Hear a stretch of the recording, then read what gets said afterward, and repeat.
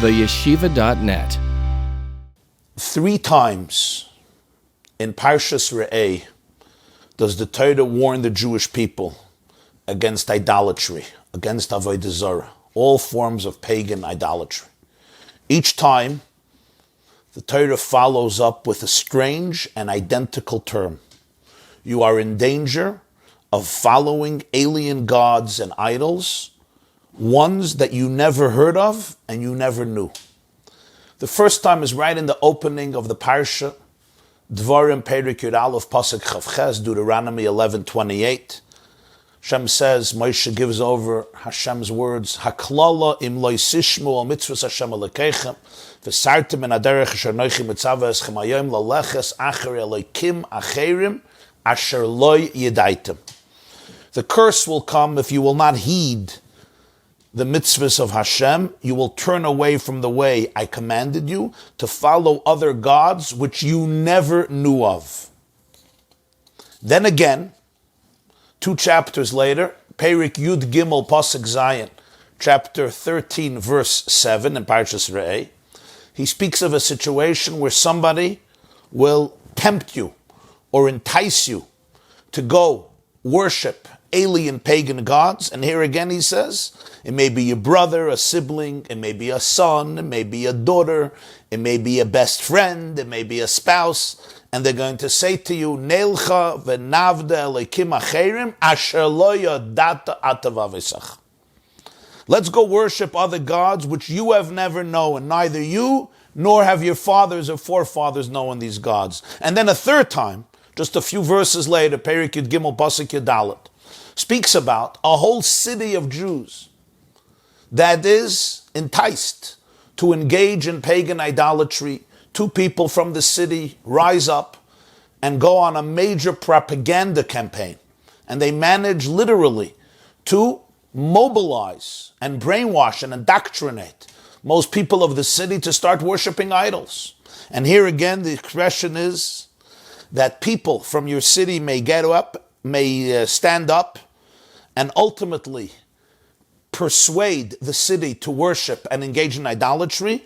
And they say, Neilcha v'navda lekim acherim asher lo yedaitem. Let us go and worship other gods which you have never known. We can notice here the identical term used in all 3 descriptions. The Torah uses the expression pursuing or worshiping or serving other gods which you have never known. Why does the Torah keep on emphasizing this? Not once and not 2 times, but 3 times. What's the difference if you knew the alien gods or you didn't know? The issue here is, be careful of pagan idolatry. As the Torah says, that the pagan forms of idolatry were not just false, but they were abominable, they were repulsive, they were sadistic, they were barbaric, and they included torture, sadism, and evil immorality of the highest and most horrific order. As the Torah describes in Parshas Reah, that many or most or all of these pagan idolatries included parents sacrificing their children, taking daughters and sons, and having them being consumed in flames, live alive as a part of worshiping these fake and delusional gods. As Rashi brings there from Rabbi Akiva that the Torah is intimating, they would also often murder parents. Rabbi Akiva said, I myself saw a pagan idolater who sacrificed his own father to the idol. As Rashi says, the idol was like a dog, a kelev, a dog, looked like the statue of a dog, and he sacrificed his father to this dog on the flames of this idolatry, of this idol, as the commentators explain Rashi from the Gemara. So these were not just false gods, but they were gods that introduced into society the worst forms of behavior, the highest and most depraved behaviors and habits and inclinations, all under this assumption that this is how you're going to appease these gods and make your life happier and a greater success story. Why is it relevant to emphasize 3 times these are gods that you do not know? You never knew them. And what if you did know them? Why is that so important? The Torah could have simply stated that you're being enticed. Someone is telling you, let's go worship other gods. fake gods, alien gods, idolatrous gods, without the addition which you have never known or your father has never known. Let us assume that a person pursues or becomes addicted to pagan deities which he or she has known about. They did know about them. Would that make it any less reprehensible or toxic? Why is it that in all three injunctions against idolatry, the Torah makes sure to include this additional phrase, that what matters is that a person was not versed in these deities. He was ignorant of them. And if he was not ignorant of them, one answer to this was presented by one of the illustrious sages, rabbis, leaders of the 19th century, known as Rabbi Moshe Sofer, or the Chassam Sofer. Rabbi Moshe Sofer, the Chassam Sofer, was born in 1762.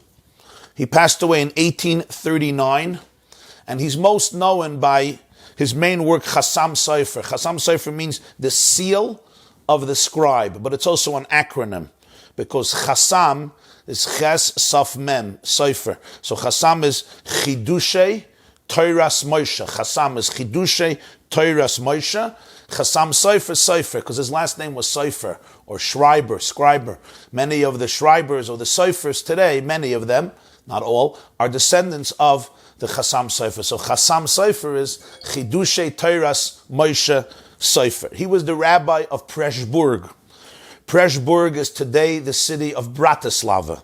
Then it was part of the Austria-Hungarian Empire, which of course was later dissolved during the First World War, which begins in 1914. But the Chassam Sofer lived in the late 1700s, early 1800s. And he was one of the renowned Jewish leaders of his time. His published works, the Chassam Sofer's published works, include more than 1,000 responsa that he wrote to Jewish leaders, rabbis, scholars, communities, and individuals around the world. A whole commentary on Torah called Toras Moshe, because his name was Moshe, Reb Moshe Sofer. A commentary on the Talmud. In addition to that, religious poetry. He was a great and talented poet. The following insight that I share with you today comes from his commentary on Torah, a little developed and elucidated the way I understood it. So the Chassam Sofer, Rabbi Moshe Sofer, explains that with these seemingly superfluous and unnecessary words, the Torah is conveying to us a very profound teaching. How is it that an intelligent nation like the Jewish people, who are defined in the same book of Dvarim as an Am Chacham V'Navin, a brilliant and intelligent people, can sometimes become so foolish, can sometimes be captivated and abducted by the philosophies and ideas of all these false gods? How can a wise and brilliant nation fall prey to the allure of counterfeit beliefs? There was once a Jewish leader who said in Yiddish, he said, Jews are an Am Chacham V'Navin, they're such an intelligent people. They're Am Chacham V'Navin, but nar gehata bissel seichel. If this brilliant people will only have a little seichel. How is it that such a wise nation, critical, intellectual, very discerning, stubborn in so many ways, nonetheless, they can often allow themselves to be abducted and kidnapped ideologically by hollow ideologies, by foolish and empty ideas, treating them like gods, when there is really no substance to them, and at the end they all prove to be worthless. One of our greatest prophets, the Navi Yirmiyahu, is astounded by this phenomenon that he observed during his era in Jewish life. Yirmiyahu HaNavi lived and observed the destruction of the first Beis HaMikdash in 586 before the Common Era. He was the prophet during the reign of the last 5 kings of Judea, until the last one, who was blinded by Nebuchadnezzar, Tzidkiyahu. And Yirmiyahu HaNavi saw that very powerful moral, political, military, and ultimately physical and spiritual decimation of the first Jewish Commonwealth. And in chapter 2 of Yirmiyahu HaNavi, he cries out these words. He says, "So says Hashem, what wrong did your forefathers find in me? Ma ovel matzu bi aveiseichem." God says, what blemish? You know, when two people are close, they're very close, and then one of them says, I don't want to see you anymore. You want to know, what blemish did you find in me? Just tell me. God says, such vulnerable words, God says, What did they find so bad in me? What did they find so wrong in me? That they distanced themselves from me. And they went after futility. They went after vanity. God says, am I so bad? Am I so worthless? Has a nation ever exchanged a real God for those who are not gods? Yet my nation exchanged their glory for the futile. And Yirmiyah continues, O heavens, be astonished about this. Shoimu shamayim alzois. My people have committed two wrongs. Shtayim royos. They have forsaken me, the spring of living waters, to dig for themselves cisterns, broken cisterns, boiris nishbarim, that do not hold the water.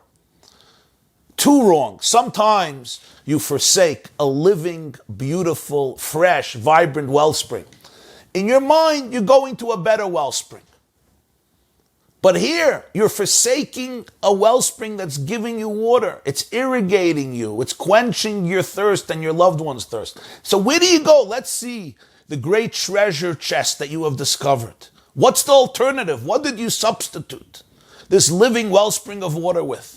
God says they substituted it with cisterns that are broken, that are leaking. They're not living wellsprings, and they can't even contain the water. You know, in life, I remember a businessman once spoke to me. Very, very successful businessman, a multimillionaire at the time. And we were schmoozing once. And he says, you know, what happens when you have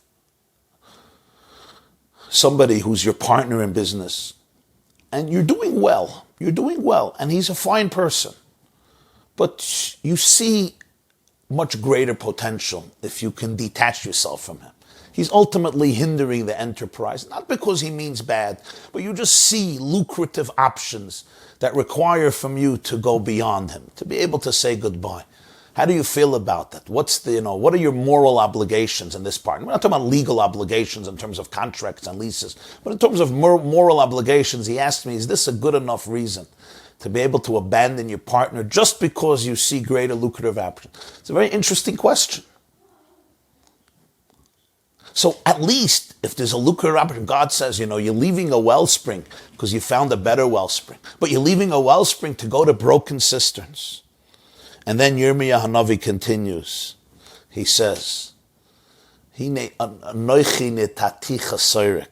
I planted you as a noble vine stock, filled with right and true seeds. Kuloi zera emes.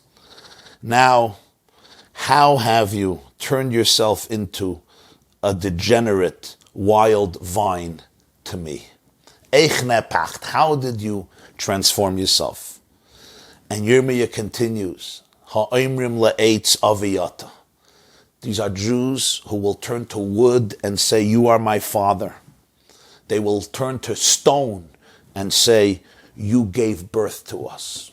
How can you look at wood or stone, lifeless objects, and see them as your progenitors, as the ones who have given you life and existence, and they become your new gods?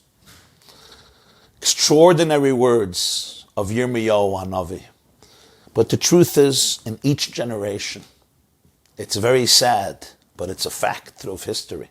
Some of our best and finest have been consumed by gods, by ideologies, by philosophies, by dreams of all types, venerating, idolizing, and worshiping them, sometimes to a point of absolute insanity, complete blind faith. In each milieu, it's almost you can count on it as a new movement arises with the promise to emancipate mankind, to remove oppression from the world, to heal the universe. You can count on more than a few Yiddelach, on more than a few Jews who will somehow manage to stand at the helm of these movements and become part of revolution. And you see it till this very day. And you've seen it especially in last years. Some depraved ideas, disgusting ideas, sometimes riddled with hatred and anti-Semitism of the worst type. Rhetoric against Jews, against the one Jewish homeland in the world. And nonetheless, you see our own brothers and sisters, people who come from Jews, who just fall prey to it.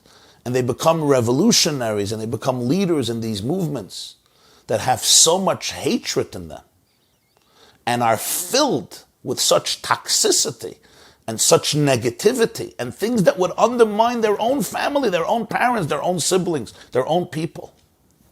One of the saddest, most horrific examples of this is the Stalinist Soviet Union, the USSR. That's where many of our parents and grandparents grew up. That's where my family comes from. Both of my father, Olav Shalom, was born in Mamontovka near Moscow. My mother was born in Georgia, in Kutaisi. They both grew up in the 1930s, Stalinist Russia, 1930s and 1940s, and then they escaped with their families after the Second World War. But it's one of the saddest examples of this phenomenon. Untold numbers of Jews blindly sold their souls and ultimately their bodies to the communist ideals, to the Communist Party, which sowed misery and untold agony in the lives of millions. Karl Marx was the grandson of two Orthodox rabbis. He was the son of parents who were baptized. He was the intellectual father of socialism. Leon Trotsky was born as Leibele Bronstein. He, in many ways, was the intellectual father of the Bolshevik Revolution, the Communist Revolution. He, along with Joseph Stalin and three others, fought to succeed Vladimir Lenin as the leader of the Communist Party after Lenin's death in 1924. They tell a story that in 1920, when Trotsky was head of the Red Army, and he was brutal. That man was brilliant and brutal. Moscow's chief rabbi was a man named Rabbi YY Jacobson. And he went to visit Trotsky and he asked him to use the army to protect Jews from the pogromist attacks. People don't know how many Jews were murdered. It was extraordinary amounts of Jews during the civil war between the Reds and the Whites. 1918, 1919, 1920. These were horrific times. And he went to Trotsky, he says, you have the Red Army, protect Jews from these pogroms. And you know what Trotsky said? Trotsky is reported to have responded to the rabbi of Moscow, why do you come to me? I'm not a Jew. This is Leibele Bronstein, who became Leon Trotsky. And they say, the Rabbi Yaakov Maza responded, and he told Trotsky, that's the tragedy. It's the Trotskys who make the revolutions, and it's the Bronsteins who pay the price for those revolutions. Ultimately, in August 1940, while living in Mexico, Stalin's henchmen axed Leon Trotsky to death. It is hard to believe how many young Jews, intellectuals, wise in many ways, intelligent and accomplished people who really were driven. There was a fire of ideology in their souls. And nonetheless, they managed to become the architects of probably one of the greatest, if not the greatest, one of the greatest living hells in human history, called Soviet Russia, where Stalin, between 1924 and 1953, his death, March 53, Purim time, killed between 20 and 50 million of his own people. And much of these operations were administered or helped or designed by Jews in the name of healing the world, in the name of helping the workmen, in the name of creating equality and obliterating envy and jealousy and competitiveness and hatred from the world. It's hard to believe this, but I have read, I'm not a researcher of history, I'm not a historian, I'm telling you what I read, maybe some figures are off. In 1934, according to some published statistics, 38.5% of those holding the most senior posts in the Soviet security apparatuses were of Jewish origin. They didn't see themselves as Jews. Of course not. They saw themselves as communists, Stalinists, Soviet loyalists. They hated Judaism, they hated Jews. And for them, communism was the new Messiah, and the Communist Party was the utopia. This was the ideal. Most of them, later, in the famous purges of Stalin in the 1930s and 1940s, they were murdered by Stalin. Ultimately, he saw them as dirty, filthy Jews, and he could not trust them. Very few of them survived, very few of them. What about the Yevsektia? I spoke about the Yevsektia last night in a lecture about the rock of Ukraine. The Yevsektia was the Jewish section of the Communist Party, created by Shimon Dimenstein. In 10 years, from 1919 to 1929, they managed to destroy Judaism in a way that it could not be destroyed over 200 years in Eastern Europe. Just in 9-10 short years. 1929, Stalin didn't need them anymore. He dismantled them, and most of the Yevsektia was murdered in the 1930s and 1940s. Again, they proved to be too Jewish and not loyal enough, even though they were the ones who single-handedly eradicated and destroyed every last vestige of Judaism in the Soviet Union. Jews, many of them grew up in a cheder, had a Jewish education, spoke a fluent Yiddish, could even read a Blat Gemara or say a Pasuk Chumash. So many of them were grandchildren or children of Hasidim or of other frum religious observant Jews. And yet, the depravity that they reached and the hatred that they showed to Judaism more than Gentiles is still surreal. By the way, these are pieces of history that very few Jews know. Very few. I ask people who the Yevsektia, they don't even know who the Yevsektia is. But these are important pieces of history because it makes us curious, it intrigues us to try to understand what is going on. Yeshaya Hanavi has an expression, we said it in the Haftarah last week, Maharsayich o machrivayich mimech yetzeyu. Literally it means, God promises one day all those who demolish you and destroy you will leave you. But there's a famous explanation, homiletical explanation, sometimes those who destroy you most are those who come from you. Maharsayich o machrivayich mimech yetzeyu. They come from inside of you. Because the hate that they have is so profound. There's something inside of them that makes them restless, and they could sometimes be the worst danger. You know, there's no fight like a fight within a family. Infighting within a family, within a community is the most lethal because it's coming from inside. People who really are supposed to be so connected to each other and loyal to each other. I remember the story about one Jew. His name was Genrich Yagoda. He was the founder and the commander of the NKVD. NKVD was the secret police, the organization in charge of many of the murders in Russia. And Yagoda diligently implemented Stalin's collectivization orders. He's responsible for the death, probably of millions. His Jewish deputies managed the Gulag system, which murdered millions.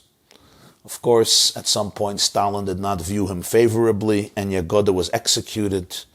And he was replaced in 1936 by the famous, horrific, infamous hangman Yezhov, known as the bloodthirsty dwarf Yezhov, until he lost favor in Stalin's eyes. Now, Yezhov was not Jewish, but he was blessed with an active Jewish wife. During the darkest period of terror, when the communist killing machine worked in full force, Stalin was surrounded by some young, beautiful Jewish women.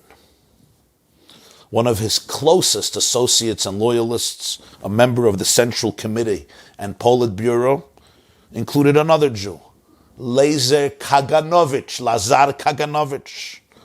Leonard Reichman was head of the NKVD Special Department and the organization's chief interrogator. He was also Jewish, Mr. Reichman. But forget about, for a moment, the Soviet security apparatus, those who actually implemented the horrors and created purgatory. Millions of Jews around the world, leftist intellectuals, were staunch ideological supporters of the communist ideals and parties. Not long ago, before Corona, I was asked to give a lecture at a Shabbaton, which had around 2,000 Jews who came out of Russia. It was here in Stamford, Connecticut, not far. I spoke Sunday afternoon, a keynote address. And I spoke about the history of Russian Jews, the emancipation of Russian Jewry that began in 1990, the renaissance of Judaism in Russia, the success of Russian Jews that came to Israel and other parts of the world. And obviously I spoke about the dark era of Russian history. And so those of you, I know some of you who listen were at that event, you remember how after I came down from the podium, and an elderly Russian Jew came over to me. And did he begin to rebuke me and holler at me and chastise me? How he says, you're another American brainwashed American. The propaganda of America. He says the propaganda, he tells me the propaganda of Churchill and Roosevelt and Eisenhower and Kennedy. He says the propaganda, Stalin saved the world. Stalin saved the whole world. Stalin saved Israel. And it was just fascinating to listen to him, how here's a Jew in the 21st century. The indoctrination of the Soviet Union worked so well that when Stalin died in 1953, millions of Russians were weeping and sobbing like babies. They couldn't even imagine that this should be the happiest day of their life. One of the most bloodthirsty, greatest murderers and evil men in the history of mankind dropped dead. But they couldn't wrap their brain around it. And he spoke about Stalin with such love, with such nostalgia, with such affection. It was incredible, literally incredible. A man who literally murdered 50 million people. He probably killed more people than Adolf Hitler. Yemach Shemam V'zichra. This is communism. But forget communism. This happened constantly in history. How could this happen? In the words of Yirmiyahu, they have forsaken me, the spring of living waters, to dig for themselves broken cisterns that can't contain water. Boiris nishbarim. And look through our Jewish history. Read the Tanakh, the Moilech of old, the Baal of old, with their horrific orgies, promiscuity, immorality, murder of children, as a natural part of the routine of what these gods need. You had to kill your children, burn your children alive. There was a Moilech idol where parents had to take a child, their oldest, one of their children, and pass him through the fire or keep him in the fire. And the priests, you'll forgive me women, the priests, Chazal say, the priests would drum. They would do a drum roll so loud so the mothers wouldn't hear the hollering of the babies. Because if the mothers would, they were afraid, they would have compassion. And yet some Jews fell prey to the Moilech, to the Baal.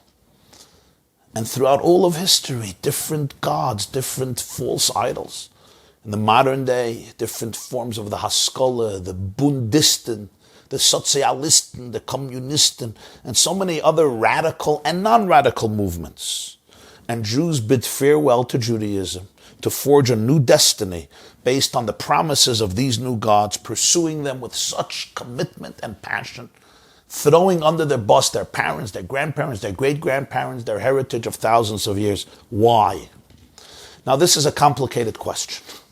And if you expect that I'm going to stand here and give you the authoritative answer on this question, I simply don't have the competence or the knowledge to do that. But the Chassam Sofer, in a brilliant commentary, presents one perspective. And it's indicated in the above Torah Pasuk, in the above Pasuk. If your brother, the son of your mother, tempts you in secret, let's go back to that Pasuk that I read earlier. Parshas Reah, Perik Yud Gimel Pasuk Zayin. Ki yisischa achicha ben imecha ibincha ivitecha eshes chekecha reyacha shekenamshecha baseiser lemer. Neilcha v'navda lekim acherim asher lo yadaita ata v'avesecha. Your own family member comes and entices you and says, let's go worship other gods which you have not known, and not you, nor your fathers, nor your forefathers. Says the Chassam Sofer, the appeal and the glitter of alien gods is the sense of novelty. We look for something new, fresh, original, innovative. These new gods we never knew, we never heard about them, and therefore they provide us with a high that I am part of a revolution that will finally heal the world from all of the maladies and social illnesses that have been toxic and have destroyed and corroded civilization. It's the promise of revolution. Revolutzye, as Trotsky would say. Revolutzye. People, young people love revolutions. Things that are going to overthrow the old systems. It's the newness, it's the novelty. Oh, you never heard about this? It must be awesome. Narishkeiten, garbage, stupidity. It will destroy you and destroy everything you hold dear. It's going to turn you into a shmata. But the fact that I could become part of Revolutzye. We're going to change the world. Which young person doesn't want to change the world? We all have a fire burning in our gut. And if you're a Jew, that fire is burning over time, non-stop. That fire is alive and well. And when you come to me and you give me this feeling that I can be part of Revolutzye, I can be part of a revolution and change the world, it speaks to me. It captures me. So should I go with the old or the new? The old I know. It's old, it's dead, it's archaic, it's boring. It's been here for so many years and nothing ultimately has changed and I still feel worthless. It's the power of newness. You're heralding a new message, a novel idea. It's the newness, the chidush. Ashaloya data atavavesach, says the Chassam Sofer. That which you and your fathers never heard of. Ooh, we never heard of it. It must be good. You know why? Just because we never heard of it. If we never heard of it, it's new. That is its power. Fishermen know that the best time to catch scores of fish is during or after a heavy rain. Why? Because that's when the fish rise to the top surfaces of the water. Why? Why is it so? Is it because they want to get wet? They're looking for water? They're submerged in water 24 hours a day, 7 days a week. The Medrash asks this question. The Medrash says, why do the fish rise to the surfaces of the water when it rains or after it rains? And the fishermen come out in droves because the fish come out in droves. I understand when someone is thirsty and hasn't had water and is living in a parched and barren desert and it starts raining. You want to quench your thirst and you pine for every moment of water, for every drop of water. Ka'ayel taroig. Ala fike moyim ke nafshi saroy lecha lekim tzama nafshi lekim lekel choymos yaviver apnei lekim.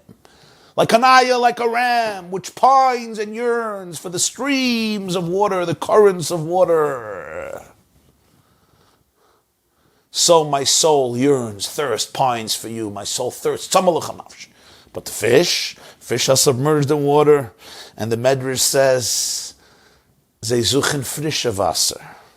They're searching for fresh water. The rain brings the much needed extra oxygen. And the rain cools the water. This turns on the fish. They swim to the top. The new oxygen, the cooler water. It's frische Wasser. A new type of water. They've been in the ocean all day and all night. They've been there for years.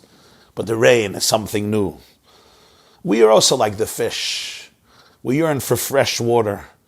We're bored and tired of SOS, same old spaghetti. When we, especially the young among us, the idealistic among us, hear of a new ideology, a new vision for the planet, a new manifesto, a new revolution, we are enamored and we're often transported on the wings of novelty and creativity. Mind you, these ideas can prove to be rubbish, nonsense, ludicrous, illogical. Either the entirety of the ideas or part of the ideas. But the main thing is, it comes with the freshness, the vitality, the energy of the novel, of the new, of the chiddush. It's something, in the words of the Torah, that we never heard of before. That's the key, that's the appeal. You didn't grow up with this. Nobody heard about it. It's new. That is the attraction. It's something that our parents did not imagine. Our grandparents did not imagine for themselves. It breaks the gloom of monotony. It heralds excitement, change, transformation, metamorphosis, or in one word, you know the word, revolutzye. This, says the Torah, is the power of idolatry. It's the discovery of alien gods that your tati and mommy never heard of, that you did not grow up with. I get to go against my father. I get to go against my grandfather, my grandmother. I get to go against my past. That's awesome. Now I can count for something. Now I can feel like I'm making a real contribution to society. Now I can feel like I'm part of a new march, a new energy sweeping the universe, especially if there's pain in my past, especially if there's unresolved tension, and there's this new message. I clamor to it because, this will probably heal me from all of my problems. I don't want to go within. Who wants to go within and deal with old trauma? Much better if I can somehow escape everything and allow myself to be lured into this new ideal, which must be perfect and impeccable and flawless. Won't this solve all my pain, in addition to making me feel that I really, really matter? In a few years, we might discover that all of these revolutions produce nothing but confusion at their best or destruction at their worst. But for now, it's exciting, it's new, must be awesome. We know this from some of us know this from personal experience. In our youth, we were involved in promising movements that allowed us to imagine a new world. Imagine a new world. Where did many of these imaginations lead us? Sometimes they brought some awareness into our lives. Sometimes they led us nowhere. And sometimes they just managed to destroy so many of our lives. When my youthful imagination is looking for the new guru who will transform the world, the old voices become irrelevant. How many of our own brothers and sisters, at least pre-corona, traveled the world searching for enlightenment, for truth, for spiritual awareness? How many Jews have become great gurus in Far Eastern disciplines? How many Jews have gone to these gurus and literally began worshiping them? Intelligent young kids who were so critical, who if they would see a rabbi or a sage, they would never even think of surrendering their intellectual identities so profoundly. And yet, the guru who sits in the Far East has been fasting for many years, meditates 9 hours a day in the ashram, dressed in white, sits on the ground with 300 candles around him in absolute silence. This triggered the soul of so many Jews. In recent years, scientific studies have confirmed the power of the new. People often like new things, not because they're good, but because they are new. Many studies have shown that the expectation is that something new must be better than the thing before, because that's the reason we needed it. The only reason it came about as something new is because the problems of the old. So this means that the new lacks those problems. And that's our conception when it comes to changes in society. If there's a new movement, a new revolution, probably it's going to get rid of all of the problems and the flaws that existed in previous movements. That's why people go with a new iPhone every few years, despite the fact that nobody actually ever seemed to demand or express a real need for the new features. But if it's new, it must be better. They've shown that dopamine, too, is contributing to our love for the novel, because the dopamine hormone is released when a novel choice is made. Now, since dopamine is responsible for making us feel so good when eating delicious food, which releases dopamine, and doing other pleasurable activities, it makes sense that we would seek out and repeat any behavior that releases dopamine, and new stuff release dopamine.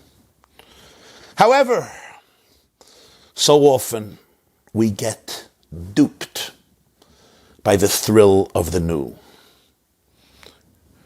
You're married for 18 years. You meet a new person. The thrill of the moment, the thrill of the few months make you shut down your sober brain. And sometimes they cause you to cast away everything you invested in your life, and to throw away that which really matters to you more than anything else. But you can't see it. Your marriage is stressed. There's anxiety. There's pain. You have invested your soul in it. And there is disappointment. And then this new promise, which hasn't really tested itself. It's just some some crush or some games that people are playing. But people, sometimes, they just run with it. Oy, how they regret it years later. And it happens in so many other areas of life. The Torah says, I want you to know that this is one of the greatest attractions of all forms of fake gods. The glitz, the dazzling effects of the new thrill that we never saw, we never heard of. It must be awesome. And this has been one of the saddest mistakes of our people, collectively and individual. God, the creator of the world, gave us a blueprint for living, a manual for conduct, a roadmap to navigate what is often a difficult and challenging life, riddled with trauma, pain, toxic voices, financial, physical, emotional, psychological, and spiritual setbacks. The Torah and the mitzvahs and everything they encompass, the whole Weltanschauung of Torah, provide us with the most noble lifestyle, ideals, perspectives, truisms by which to govern our lives individually, communally, and collectively as a people. There is a beautiful expression that was once shared by the sixth Lubavitcher Rebbe, Rabbi YY Jacobson, Shneis and Schusa Yogan Aleinu. He passed away in New York in 1950, and I should mention him because he was one of the few individuals who stood up to the Yevsektia and the communists and Stalin when so many other Jewish leaders and sages, out of desperation, either ran from Russia or went completely underground. Until in 1927, they arrested him, sentenced him to death, ultimately commuted his sentence to exile. Ultimately, he was released in 1927. And he has an expression, I'm going to say it in Hebrew because it's beautiful. He says, HaTorah v'ha-mitzvahs ma'kifois es chaye ha'adam miyom geichem mibeten imoy ad eis pkudosoi.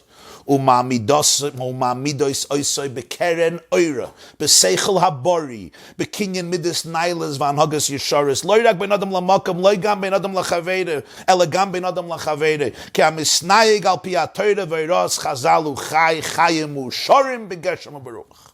Torah mitzvah, says the Rebbe, encompass a human person from the instant of emergence from his mother's womb until his final moment arrives. They place him in a space filled with light, providing him or her with a healthy way of thinking, with the acquisition of wonderful moral virtues and character traits, with good and kind behavior that they inculcated him, not only in relation to God, but also in relation to his or her fellow human being, whoever lives his life according to the Torah and the instructions of our sages who embody Torah, lives a life of deep joy and satisfaction, materially, psychologically, and spiritually. But for many, it seemed that Torah is old, stale, monotonous, and boring. And we should mention the fact that some people who grew up with Torah don't see this. They don't feel this. They don't experience this. So when a new prophet, a new guru, a new politician, a new journalist, a new professor, a new author, a new political figure, a new social scientist, a new philosopher, a new guy on the block sending out podcasts, a new social critic, a new atheist, rises up and preaches of new gods to embrace and venerate, we often throw away everything our fathers, our mothers, our Zaydis, our Bubbas, our great-grandparents, all the way back to Sinai, breathed and lived and bequeathed to us, just because this sounds so new and energetic and thrilling, and it is not afraid to throw everything else under the bus and disregard every tradition that you have ever absorbed into your system. They remind us of those people who wish to lose weight quickly. You know, people who want to lose weight quickly? I'm one of them. And without effort. So what do? They grasp at the latest advertised, guaranteed to work diet. You know those headlines? Guaranteed to work, and if not, you get all your money back. You get all your money back. Without realizing that the claims of this latest magical diet are identical to those of all previous ones, and that if any of the earlier ones have lived up to their claim, there wouldn't really be a new need for the new one. So the Torah alludes to this by stating, when you're approached with an enhancing promise of a lifestyle that will provide eternal bliss on earth, Don't get allured by the novelty. This new, never before known to mankind idea is just another one in the series of bogus ideologies which have led people into misery rather than bliss, into mayhem rather than serenity. This doesn't mean we should be afraid of novelty, of freshness, of creativity, of using our minds critically, of exploring, of excavating, and of finding deeper layers of truth. On the contrary,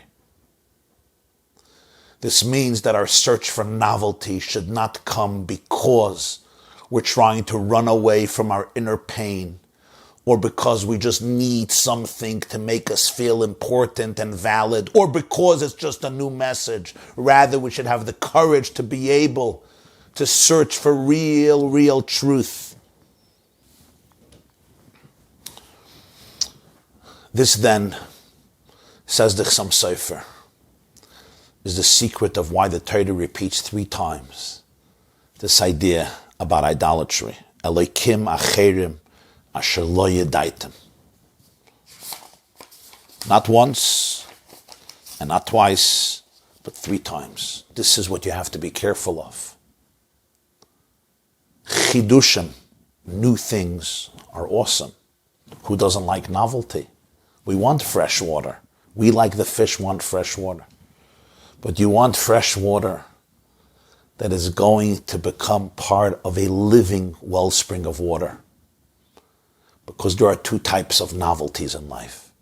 There's a novelty in life that becomes a continuum of everything that is authentic and valuable and meaningful and good.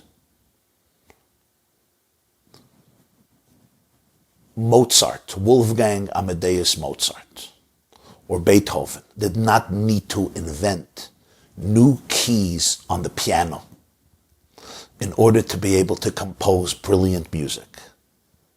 They did not. Why not? What about Chiddush, Revolutzye? The answer is a real musician takes the 88 keys or the 84 keys on the piano and knows that they lend themselves to all types of compositions. And with those very keys, they can create magic. Just as the artist doesn't have to invent new pigment and not use any color that was ever used because novelty. He can use the same pigment and create a piece of art that touches millions. The poet doesn't have to create a new alphabet, invent new letters in order to be able to write amazing, heart-stirring, soul-stirring spirit poetry. Or any great writer uses the same letters, but the configuration of the letters, the unique configuration, has the imprint of this great poet or this great man or woman of words. DNA in every single living organism is using the same letters, but the sequences, the configurations, their diversity is infinite, which makes for the exciting planet that we live in with so many diverse living organisms. And even if I share 50% of the DNA of the banana, I am still not a banana. And even if I share 99% of DNA with a chimpanzee, I'm still not a chimpanzee. I hope I am not. Even though there are similarities, but the uniqueness, real truth, doesn't need inventing something that never ever existed. Real truth finds the eternal relevance and power in truths that are timeless, in values that have been time-tested, and in ideologies that are rooted in truth, eternity, and reality. V'Hashem Elokim Emes. Thank you very much, and have a wonderful, wonderful week. Take some questions.